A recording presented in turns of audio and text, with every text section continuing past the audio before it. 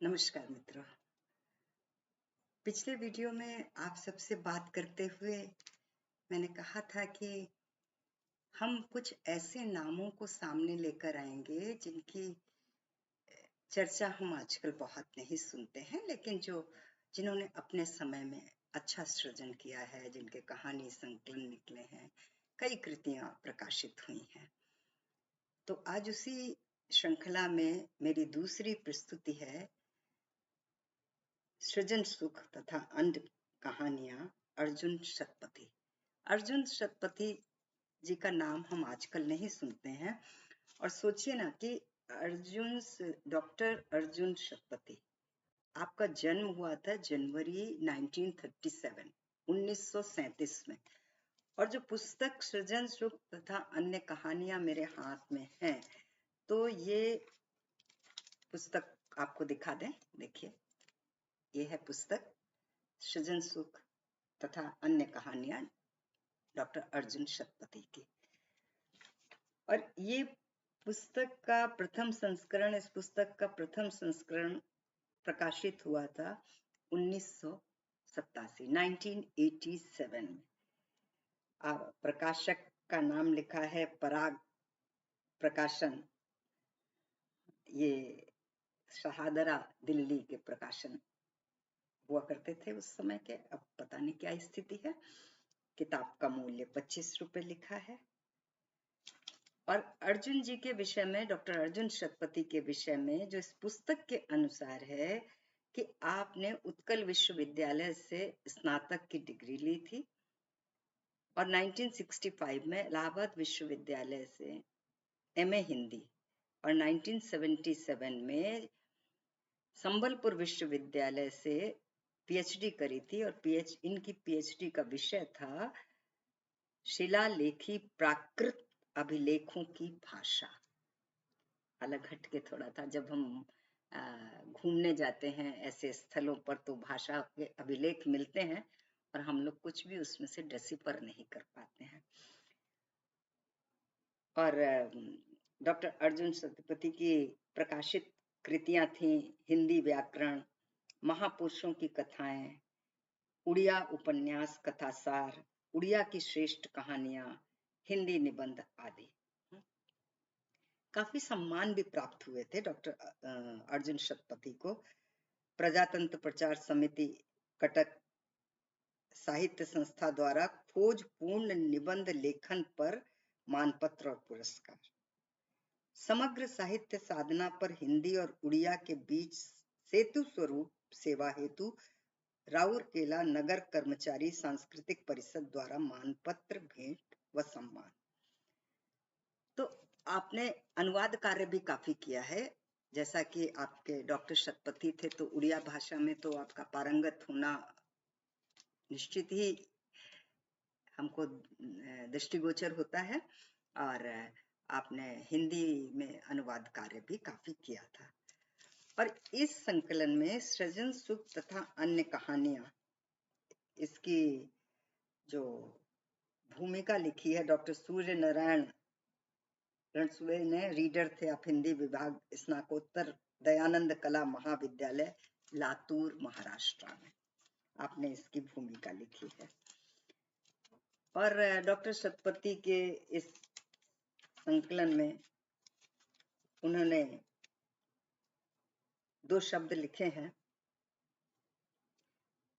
कि समकालीन जीवन के चारों ओर एक अभूतपूर्व भगदड़ मची हुई है, जिसमें किसी सुस्थिर जीवन मूल्य की अपेक्षा करना व्यर्थ प्रतीत होता है। यह भी सत्य है कि इस जटिल और बुरी तरह विशृंखल जीवन के तहत ढूंढने से एक भारीपन हाथ लगता है। खोखला नहीं, एक मूल्य है, भले ही वो असंतुलित हो, जो जीवन बोध और युग बोध को उत्पन्न करता रहा है। और इसमें कहानियां हैं स्वाद, कला की प्रेरणा, मृत्यु बनाम मथुरा प्रसाद, छुतहा भात, धुंधल का, मृत्यु बोध, लार्मा, धड़, प्रतीक्षा, गिरगिट, पराजय, अंधकार की सीढ़ी, रेत का पहाड़ और सृजन सुख। सृजन सुख इसकी जो है वो शीर्षक कहानी है। लेकिन हम जो कहानी सुनाना चाहेंगे डॉक्टर अर्जुन शतपथी की इसी संग्रह से, वो कहानी है लार्मा। तो डॉक्टर अर्जुन शतपथी की इस पुस्तक से लार्मा कहानी सुनिए। मैंने उसका चुनाव इसलिए किया है कि कहानी में आंचलिकता है और भावों का भोलापन भी है, संबंधों के प्रति समर्पण भी है, और कहानी का अंत मुझे बहुत अच्छा लगा, इसलिए ये कहानी लार्मा मैंने चुनी है आप सबके साथ साझा करने के लिए। मेरा विश्वास है कि ये जो भूले बिसरे हमारे नाम हैं, जिन्होंने अपने समय में काफी कुछ हमारे साहित्य को दिया है, इनसे आपको मिलवाने की मेरी कोशिश आपको अच्छी लगेगी। तो 1937 में जन्मे हुए डॉक्टर अर्जुन शतपथी का ये कहानी संग्रह जो 1987 में प्रकाशित हुआ, इसमें से एक कहानी लार्मा प्रस्तुत है आपके सम्मुख। तो चलिए सुनते हैं अर्जुन शतपथी जी की कहानी लार्मा। ये जो पुस्तक है ना, सृजन सुख तथा अन्य कहानियां, तो ये जो कॉपी है साइंड बाय ऑथर है। मुझे तो सीधी नहीं मिली, सिग्नेचर के नीचे तारीख लिखी है 10 मार्च 89। लेकिन हाँ, परिवार के किसी सदस्य के द्वारा सदस्य से होती हुई मेरे पास आई है। तो चलिए सुनते हैं कहानी लार्मा। लार्मा की किनारेदार साड़ी, खनकती हरी नीली चूड़ियां, सिंदूर से भरी मांग और पुरानी गड़बड़ मशीन सी टाएं टाएं ठनकती हुई आवाज से हार कर लुजून को बड़ा ही आनंद मिलता था। उसकी पहाड़ी झरने के समान फूटती जवानी के सामने लुजून की एक नहीं चलती थी। फिर भी अपनी मर्दानगी की खैर कौन मर्द नहीं चाहता। लुजून पूरी ताकत से लार्मा से भिड़ता, बहस सवाल जवाब में खुलकर सामने आना चाहता। लेकिन लार्मा की बातों में ऐसा जादू का असर था जिससे लुजून अनायास उसके काबू में आ जाता था। वो घायल होकर छटपटाने के बदले धीरे से कहता, हमकेर कौन सुने भाई, हमकेर है क्या भी, जो है तुम ही हो। हाँ हाँ, तुमकेर बात सब मंजूर है। फिर वो बैठे बैठे बीड़ी सुलगा लेता और 2 लंबी लंबी कशें खींचकर उसके साथ किए गए सारे अपमान को पी जाता। लुजून की मर्दानगी में कभी कभी बाहर आ जाती थी, जब वो रात को 11:15 बजे उस कब्रनुमा क्वार्टर की तरफ लपकते हुए नजर आता। लार्मा बड़बड़ाने लगती,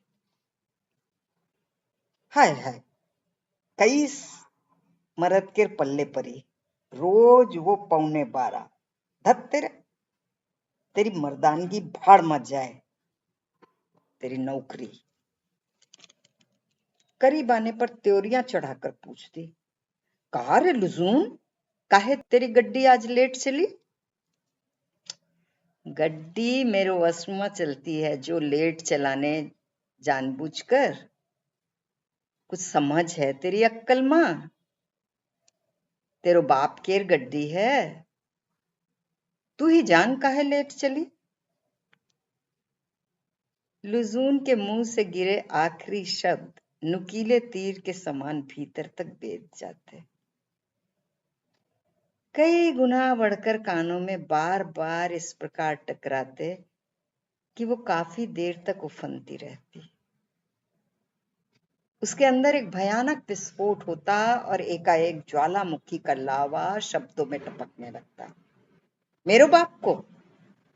हाँ हाँ, मेरो बाप को गड्डी नहीं तो तेरो बाप की तो बीसियों है।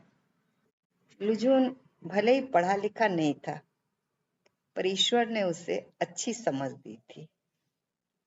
लार्मा का हर शब्द भली भांति समझ सकता था। लार्मा के उस पर टूटने से पहले ही अपना हथियार घुमाकर अपने को संकट से बचा लेता था। सहज होकर बोला, अगर मेरे को कोई कसूर हो गए हो तो तुम माफ नहीं कर सकती? बेकार बिगड़ती हो भाभी। पूरी बात सुन ले। अगर कसूर मेरा ही है तो मुझे मार काट खा लो। रुका क्यों? जो दिल में आओ बोल दे। हाँ हाँ, मैं तुझे मार काट खा जाती हूँ, डायन हूँ, मार काट खा लेती हूँ, नोच नोच खा जाती, खून पी लेती। आहा, तू तो कितना बड़ा संत है रे। अरे भाभी, बड़बड़ाती काहे? क्यों नहीं बताती कि मैंने तेरो कौन सी बात नहीं मानी?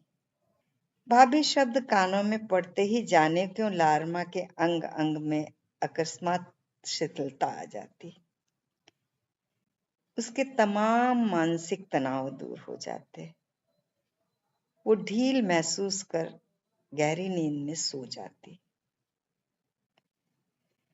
लार्मा हर रात को 11:15 तक उसका इंतजार करती रहती। जब एक्सप्रेस गाड़ी छक छक करती हुई पहाड़ी स्टेशन पार कर जाती, रेलवे कॉलोनी के इर्द गिर्द वो आवाज बेतरह बिखर जाती और इंजन से निकले धुएं के मोटे मोटे गुब्बारे मिनी कॉलोनी के चेहरे पर पुत जाते। तब लार्मा बरामदे में खड़ी खड़ी उसके जवाब में 2 जम्हाइयां लेकर गाड़ी को टाटा करती। वो एहसास कर लेती कि उसका लुखरो लाल हरी रोशनी वाली लालटेन लेकर गाड़ी को रास्ता दिखा रहा होगा। हाथी की और ट्रेन की आंख बराबर होती है।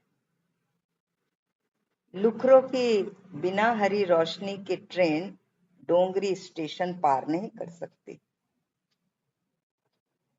सचमुच हर रोज लुखरो को गाड़ी की और गाड़ी को लुखरो की प्रतीक्षा रहती थी। लुखरो गाड़ी का इंतजार करता रहता। कमर में बाबू के कमरे की चाबी खोसकर उस पहाड़ी स्टेशन के प्लेटफॉर्म पर अकेले बैठा रहता। लालटेन में अधजली बीड़ी सुलगाते हुए सिग्नल की ओर देखते हुए बड़बड़ाता, साला केबल मैन भी गायब है, पाजी कहीं का, सिग्नल झुकाकर सो गया है, क्यों कर रात भर जागेगा भी? बाबू भी आराम से सो गया। सोया जो सोया, उसकी नींद फिर कौन तोड़े? 2-4 अंडे बच्चे होते तो मजा किरकिरा हो जाता। बाबू का एक ही पालतू बच्चा है, किसी कोने में लुढ़क जाएगा। लाल कांच को पीछे ठेल कर और हरे वाले को लालटेन के मुंह पर ठीक से बिठाते हुए वो फिर सोचता, साली गाड़ी भी अजीब है, मामूली दिनों में भी लेट चलती है। जंक्शन आया कि ड्राइवर खुश, अद्धा ठूस ठूस कर पेट भरना और लेट जाना ही जानता है।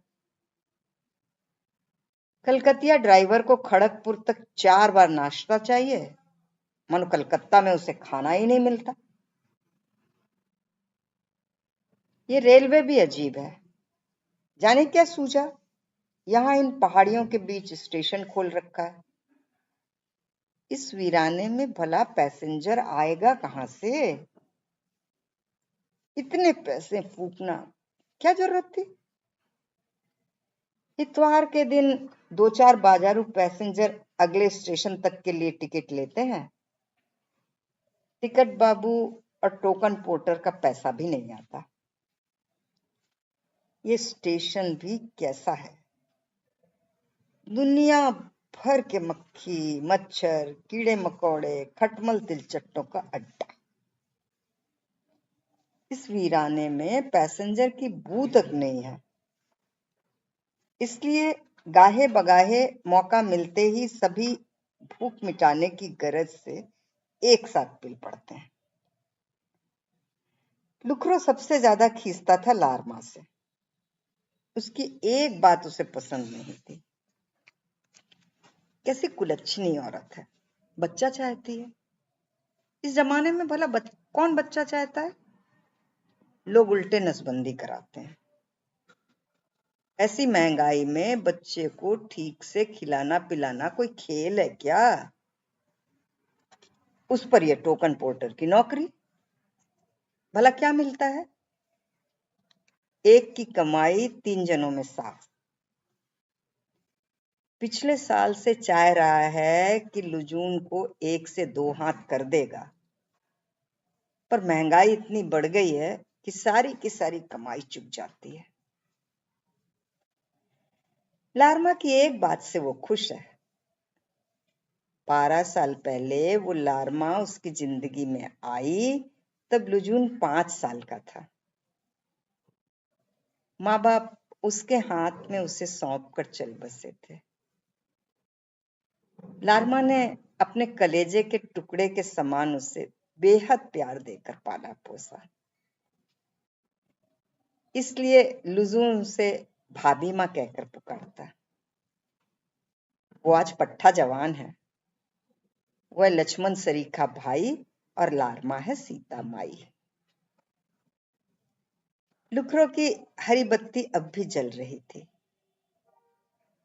लार्मा रोज रात को हरी रोशनी वाले की प्रतीक्षा में रहती थी। समीप के एक कमरे वाले क्वार्टरों से उसकी निगाह सीधे लुखरो की बेढंगी लालटेन की रोशनी पर जा अटकती थी। खोई हुई सी बीच बीच में करवट बदल लेती थी। उस वक्त लार्मा के मन में ढेर सारे सवाल उठते और एक दूसरे को धकियाते हुए बाहर आना चाहते। गहरे पानी में लंबा सा फासला लांघते लांघते उंगली से सतह छू जाने की तरह वो एक सवाल पर खुशी से ठिठक जाती, लुजून की बहू से वो क्या रिश्ता रखेगी? कैसा सुलूक? देवरानी का? छी, वो क्या सोच रही है? अपने बच्चे के समान पाला पोसा आदमी बनाया देवरानी बनाकर बहू को पराई समझेगी क्या? लार्मा के अधरों पर एक हल्की मुस्कान तैर जाती और दूसरे क्षण में अंधकार में ही विलीन हो जाती।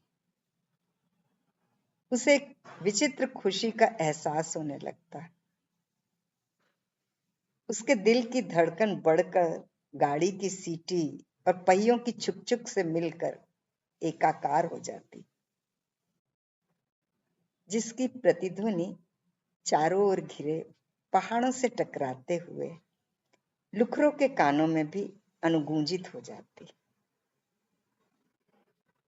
लार्मा की औसत जनानी हालत से लुखरो की जीत अवश्य होती थी, पर वो हारे हुए सिपाही की तरह हाथ मसोस कर रह जाता था। ऐसे अवसरों पर लार्मा अंधेरे में हाथ पसार कर उसकी पीठ सहलाते हुए याचना भरे स्वर में कहती, मुझे इस वीरानी का अकेलापन अच्छा नहीं लगता, कब तक अकेली रहूं? लुखरो उसके दिल की बात ताड़ लेता और झुंझला कर कहता, अरे जा, अपना दिमाग तो खराब कर चुकी, मेरा मत खा। मैं अब बच्चे बच्चे के चक्कर में आने वाला नहीं हूं। अरे तू कैसा मर्द है, मेरे तो बात ही नहीं समझता। मैं तो लुजून के प्रति लार्मा के प्यार ने लुखरो के इर्द गिर्द फैले अंधकार में प्रकाश ही प्रकाश भर दिया। लार्मा की बातों में छिपे ममत्व ने उसके संतानहीन हृदय के सूनेपन को हरा भरा कर दिया। उसके सिर पर हाथ फेरते हुए सहज होकर बोला, अरे पगली, लड़की देख ली है, थोड़े ही दिनों में तेरा अकेलापन हट जाएगा। ठूठे पहाड़ों से घिरा डोंगरी स्टेशन, जिसे बहुत कम लोग जानते हैं। जाड़े का महीना, संध्या का समय, पहाड़ों से होता हुआ चप्पा चप्पा अंधेरा प्लेटफॉर्म की तरफ फैल रहा था। सबसे पहले पहाड़ों पर ही रात आती। प्लेटफॉर्म पर कुछ यात्री शाम वाली पैसेंजर ट्रेन की प्रतीक्षा में यहां वहां बिखरे थे। अभी गाड़ी आने में आधा घंटे की देरी थी। लुजून पहली घंटी देकर प्लेटफॉर्म पर खड़ा था। उसके कंधे पर चमड़े के फीते से बंधी टोकन बेंत की रिंग के सहारे लटक रही थी और नजदीक में हरी लाल बत्ती वाली लालटेन जल रही थी। कुछ ही दूरी पर जमीन की ओर सिर झुकाए लार्मा बैठी थी। उसकी प्रतीक्षा का एक एक पल युग सा प्रतीत हो रहा था। लुजून और लार्मा एक दूसरे को ठीक से निहारना चाहते थे, बोलना चाहते थे, पर बोल नहीं सकते थे। दोनों के चेहरे पर अनेक प्रश्न झांक रहे थे, पर निकल नहीं पाते थे। लुजून अपने भाई की जगह आजकल टोकन पोर्टर का काम करता है। रात के 11:15 बजे वाली एक्सप्रेस की भयंकर दुर्घटना से रात के 11:15 बजे वाली एक्सप्रेस को भयंकर दुर्घटना से बचाने में लुखरों ने अपना बलिदान कर दिया था। उसकी जगह लुजून आया। लार्मा हमेशा के लिए लुजून और डोगरी छोड़ पीहर जा रही है।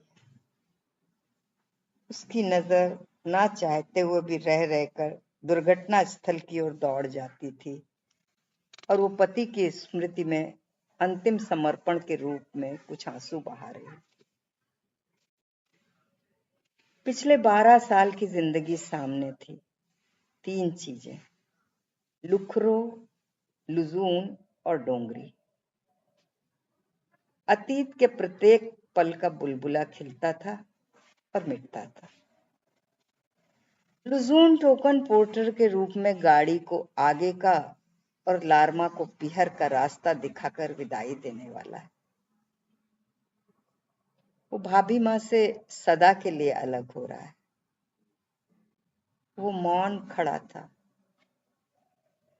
लार्मा से मिला माता का वात्सल्य और बहन का स्नेह उसे मथ रहे थे। वो सोच रहा था, गाड़ी कहीं लेट होती तो, पर वो विवश था। दूसरी घंटी भी दी। शाम के 7 बजे प्लेटफॉर्म पर बुझक्कड़ बत्ती हवा से संघर्ष कर रही थी। रोशनदान के आसपास इकट्ठे पतंगे गुमराह हो रहे थे। पैसेंजर गाड़ी आ पहुंची थी।